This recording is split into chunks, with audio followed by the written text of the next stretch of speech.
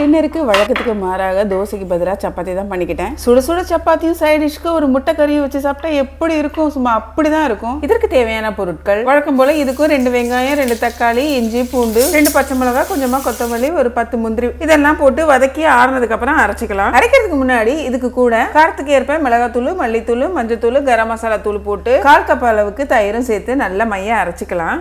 இதுவே வெங்காயம், தக்காளி, இஞ்சி, பூண்டெல்லாம் பச்சை அரைச்சிக்கிட்டு தேங்காய் கூட சோம்பும் போட்டு அரைச்சி இது எல்லாத்தையும் ஒன்றா மிக்ஸ் பண்ணி கடைசியை தாளித்து ஊற்றிட்டு முட்டையும் சேர்த்துட்டோன்னா அது முட்டை குருமா ஆகிடும். இப்போ செஞ்சுட்டு இருக்கேன் முட்டை கறியை. இட்லி தோசைக்கு என் சாப்பாட்டு கூட வச்சு சாப்பிட்லாம், செம்ம சூப்பராக இருக்கும்.